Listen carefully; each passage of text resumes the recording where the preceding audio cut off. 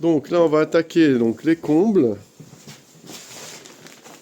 Donc on va aménager ces combles On va essayer de faire un petit loft. Donc ici, on va faire une petite chambre. Juste ce côté-ci.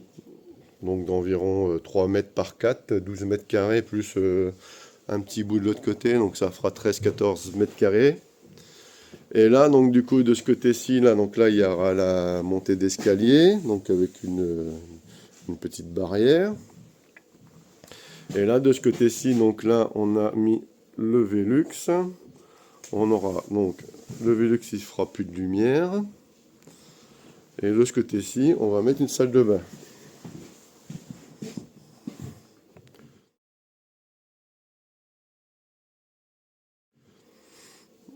Donc juste là, donc là, ça fera une belle salle de bain avec certainement la douche un petit peu encastrée de ce côté-ci.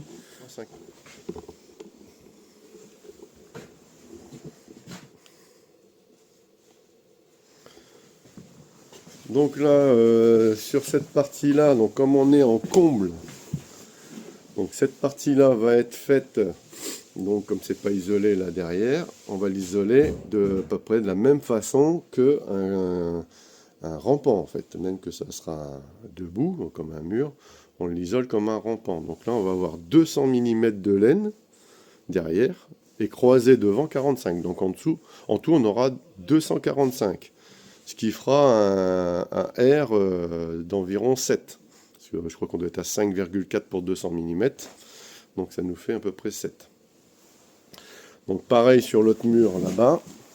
Donc quand c'est comme ça, il faut vraiment le traiter de la même façon que le rampant, parce que la plupart des gens le traitent comme un mur et mettent 100 mm. Sauf que derrière, il n'y a pas de mur. Donc du coup, il faut vraiment faire attention à ça. Les murs, bah là, on va les traiter à 145 aussi, hein, comme d'habitude. Et les rampants, par contre, on va les traiter à 300. Puisque là, en plus, il y a la chaleur à traiter pour l'été. Donc du coup, là, on augmente encore, parce qu'on sera directement sous les tuiles. Donc là, il faut qu'on mette 300, comme on a mis en dessous. Entre 245, 275 et 300 qu'on met, selon l'espace qu'on aura. Mais en général, on essaie d'aller à 300. Donc voilà, c'est parti. Donc ça va être une petite partie assez sympa aménagée, avec pas mal de contraintes, hein, montée d'escalier, cheminée, rampant. Euh, voilà, on va essayer de faire un petit truc un petit peu sympa. Donc c'est parti.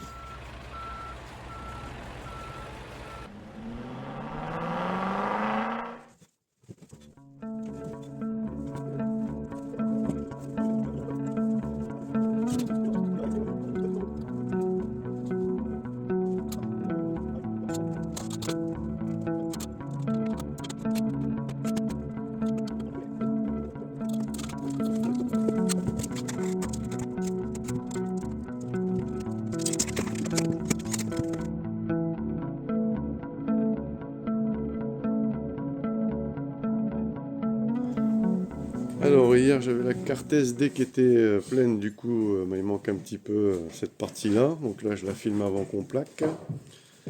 Et donc là on est en train de mettre les suspens de plafond. Donc comme c'est les joies de la rénovation, on a souvent des poutres vraiment pas droites, hein. Donc là, donc pour aligner à la ficelle, c'est impossible. Donc là, on le fait au laser. Donc après, nous, on fait comme ça. On pose un rail dans l'alignement. On pose le laser. Et du coup, comme ça nous fait... Je sais pas si on va le voir. Ça nous fait le trait tout le long. Et comme ça, c'est plus facile à aligner. Parce que là, évidemment, pareil, c'est pas droit. On voit. Là, ils avaient choisi les plus belles pour les côtés. Donc voilà, ça nous permet d'être bien alignés, malgré que les poutres sont pas droites. Alors, pour montrer la différence entre au laser et à la ficelle, donc ça, c'était fait à la ficelle. Donc là, on voit qu'on est bon. Là, ça va encore. Là, on n'est plus bon. Là, on est carrément à côté. Et là aussi. Donc, là, au moins, au laser, ça sera parfait. Tiens, vas-y, tu peux revisser.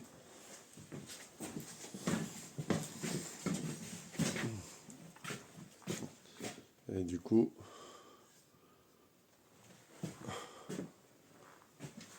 comme ça, on voit en mode incliné.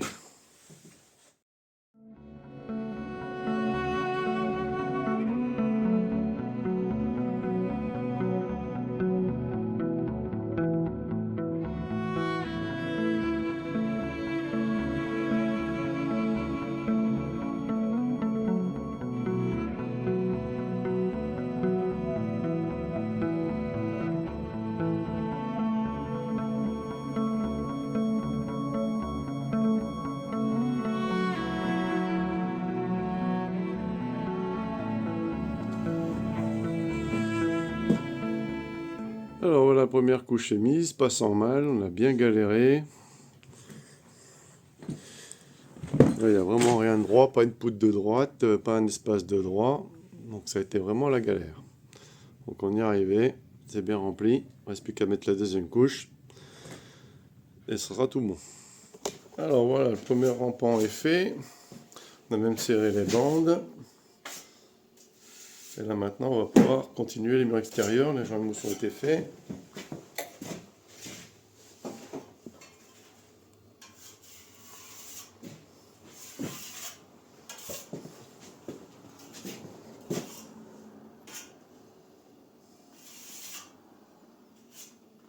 Là, on va s'attaquer au mur du fond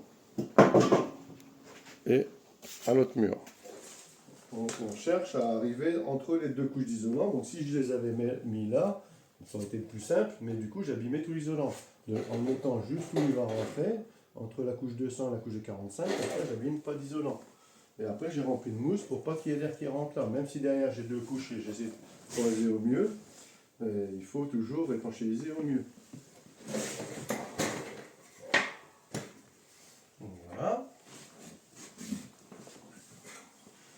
Et là, normalement, si le bonhomme qui a posé le placo a bien fait son travail, il tombe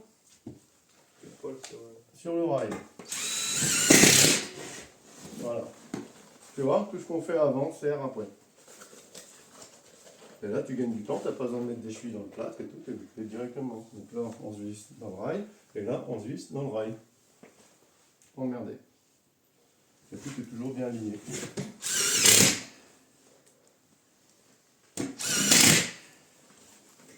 Là, tu peux y aller, ça ne bougera jamais. Alors, après, là. Alors, 205. À chaque fourrure. Hein? Donc là, je vais préparer mon premier. Je vérifie que je suis bien de niveau. Une fois que c'est sûr, là, je visse tout. Je visse pas avant, ça sert à rien. Si c'est pas bon, il faudra tout redémonter. Donc là, on est ici. Ce que je vais faire, c'est que je vais même le tracer là, comme ça. En haut, on n'a pas besoin de se casser la tête.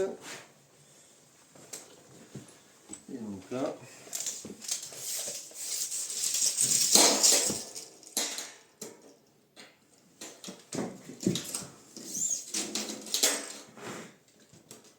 alors 217, débutant et que tout est planté. Donc 217 c'est le milieu du rail, donc c'est le point le plus haut là. Donc je me mets comme ça et je coupe vers mes 217.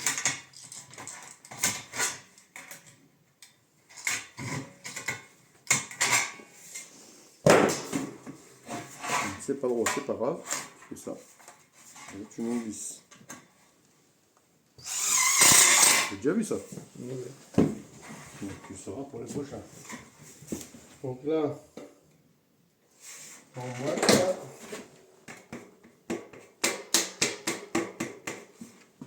Et on boîte là.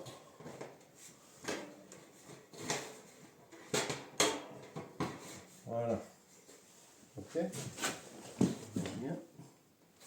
Donc ça pour l'instant on n'en a plus besoin.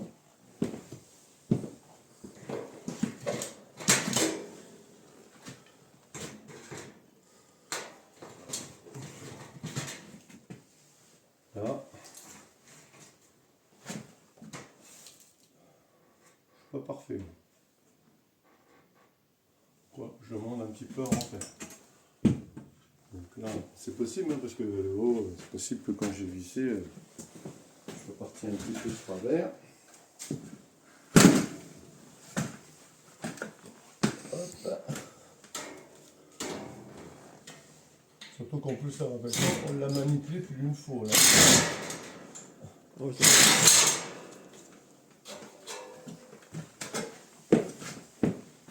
Vu qu'on a posé le plateau, on n'a pas arrêté de taper dedans, là on l'a peut-être bougé sans s'en rendre compte.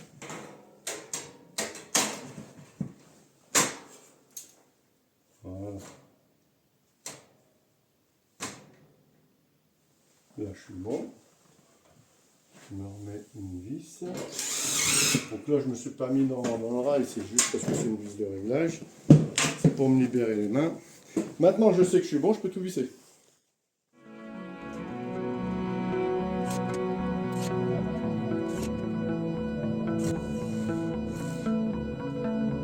Donc là, tu vas pouvoir maintenant mettre tout ton isolant.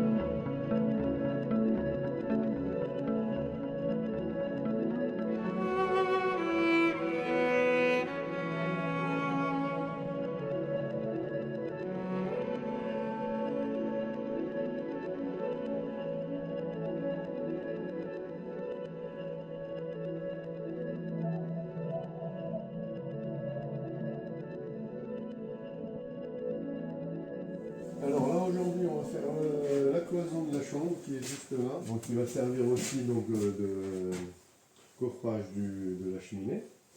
On ne fait pas le plafond avant ici parce que là ça va être un plafond autoportant, vu qu'on a peu de distance, on va en profiter, ça vous montrera la façon de faire un plafond autoportant. Et l'isolation sera en soufflage. Donc c'est pour ça que là, comme on n'avait pas de solivage, rien du tout, plutôt que de créer un solivage, on va faire un plafond autoportant qui sera beaucoup plus rapide. Une cloison ici pour fermer la chambre, qui va s'arrêter à peu près là, donc on va regarder après ça. Là ici, derrière, c'est la douche. Donc, on va mettre une plaque verte de l'autre côté, c'est ce qui nous intéresse. Et donc là, on ne met pas de rail, là, pas de montant entre les deux. Pourquoi? C'est une idée? Donc du coup, on n'en met pas tout de suite, pourquoi? Parce qu'ici il y a les tuyaux, tu vas prendre ta douche, il faut mettre les tuyaux qui vont être dans la cloison. Donc, si tu mets un rail dedans, tu peux être sûr que tu tomberas en plein dedans. Donc, on met le montant, je vais y arriver, on met le montant, double montant à 1,20 m, ce qui nous permet de mettre notre plaque, on la visse sur toute la périphérie. Moi après, je vais pouvoir mettre mes tuyaux, donc je fais mes trous de cycloche, machin, c'est ce qu'on appelle une platine, avec les deux tuyaux qui vont descendre dans le plafond et qui vont aller dans le caisson qui est là en dessous. Là, le sas de... En fait, là en dessous, là, sur la même surface, il y aura un petit sas qui va être carrément indépendant, un peu pièce secrète. Et dedans, il y aura les accès au plafond pour les évacuations, possibilité de mettre un chauffe-eau secondaire si besoin, parce qu'ici on a quand même beaucoup de personnes à alimenter en eau chaude et quand même pas mal de distance pour venir jusqu'ici. Donc après, ce qui se passe, c'est que l'eau, en fait, elle refroidit sur toute la montée. Donc des fois, c'est plus économique de mettre un tout petit chauffe-eau là en dessous, instantané, et qui est alimenté en eau chaude. Donc du coup, il est quand même chaud, mais qui réchauffe la petite différence pour qu'il y ait toujours de l'eau chaude. Au lieu d'attendre 2 heures, je ne sais pas si vous avez déjà vu dans les vieilles maisons, c'est souvent comme ça, tu ouvres le robinet et 5 minutes après, tu as de l'eau chaude. Ben là, au moins, en mettant un petit chauffe-eau instantané entre les deux, tu as toujours de l'eau chaude. Bon, pour ça, c'est intéressant que pour la pièce du haut. Donc voilà, donc ça, on verra si ça se fait ou pas. Mais on aura une petite pièce comme ça. Et là, c'est là qu'il y aura aussi toute la colonne. Donc là, il va y avoir tous les tuyaux VNC et tous les tuyaux d'évacuation. Puisque là, on va avoir le tuyau d'évacuation qui va monter en sang et qui va jusqu'au toit. Puisque là, en haut, on a la ventilation de la fosse qui va se faire. Donc c'est un tuyau qui part de tout en haut, qui sort dans la toiture et qui va tout en bas et qui communique avec la fosse. Donc c'est le tuyau de sang des WC en général qu'on utilise. Et on met un truc en haut pour une ventilation en haut. Donc ça, c'est ce qui va passer, tu vois, au trait là. Donc tout ça, en fait, là, c'est une partie technique. Là, on a passé 2 gaines dans le ceinturage en béton pour passer de l'électricité si besoin. Et du coup, après, on va placer. Donc là, tout ça, ça va être découpé et il va y avoir pas mal de choses qui vont passer. Là, déjà, quand tu es VMC, tu as déjà 2 salles de bain, 3 salles de bain, 2 WC, une salle de bain en bas. Donc ça fait déjà au moins 4 tuyaux. Et ici encore, après ils seront ici, mais tu vas en avoir encore 2. Donc là, tu vas avoir déjà un gros tuyau de 125, 3 tuyaux au moins de 80, plus un tuyau de 100, plus les tuyaux d'eau, plus les gaines. Donc tu vois, ce ne sera pas trop large. Donc ça, c'est pour là. Alors, ici, donc du coup, là c'est la douche. La douche, elle va jusque là. De toute façon, le plan, je l'avais laissé. Tac, tac. Donc nous, on va pouvoir mettre le panneau ici, comme ça. La cloison, on va la mettre jusque là-bas. Là, on pourra fermer la partie là-bas. Et comme ça, ça nous permet de mettre toute la plomberie là. Donc la plomberie fait ça, tac, elle passe en dessous. Donc après, une fois qu'on arrive ici, donc là, on pourra fermer toute cette partie-là. Bon, après, je n'ai pas pour 2 heures, c'est surtout quand est-ce que je vais le faire, c'est peut-être pas aujourd'hui. Donc toi, après, ce que tu me feras, c'est que tu mettras la plaque verte de l'autre côté. On la monte à 2, tu te démerdes, hein. C'est une plaque entière, hein, c'est pas compliqué. Et après, tu pourras fermer, mettre tout l'isolant ici, sur cette partie-là. Donc là, c'est du 45. Hein. Après là, on va faire le retour par là, juste ici. Hein. Et là, c'est 45 aussi. Donc on mettra comment ça s'appelle, l'isolant aussi. Ici, 45. Ok. C'est bon, tu suis? Ouais.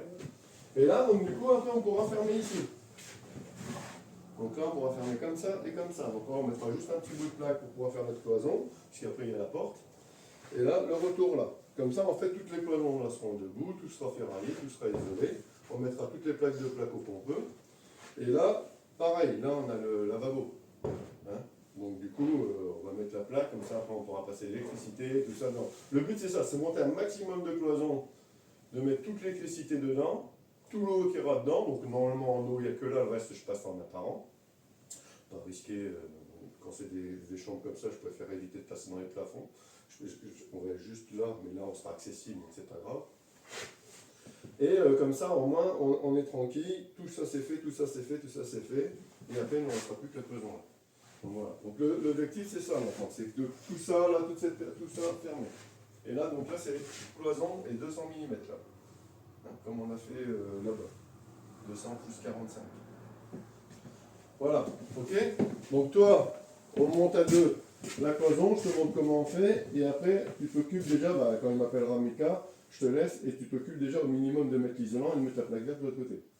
C'est bon? D'habitude, la plupart du temps, on essaye de prévoir de mettre une ferraille. Là, j'en ai pas. Donc du coup, ça ne tient pas. Là, j'ai mis juste une vis. La cloison, elle est là, c'est pas compliqué. Donc là, tu as une ferraille en haut, une ferraille en bas. Donc déjà, tu mets une vis en haut et en bas. Et après, entre deux, je te montrerai, on va mettre des chevilles. Parce que là, on est dans du placo, donc on doit mettre des chevilles placo. Donc là, tu en mets juste une ici. Voilà. Donc ça, je suis dedans. Tu vérifies ton niveau. Et tu vois, il faut le vérifier parce qu'il n'est pas bon. Voilà. Un petit peu. Voilà. Et là, ça suffit pour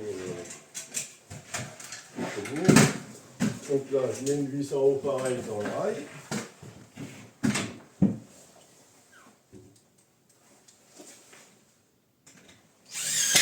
Voilà, bon, déjà là, elle tiendra bien, mais il ne faut pas oublier que c'est des murs carrelés, donc il faut que ça soit bien costaud. Donc là, on va rajouter une cheville là, une cheville là, une cheville là. Tu la mets dedans, comme ça, et tu la serres contre. Tu vois. Là, tu la mets dedans, et tu pompes. Et tu serres.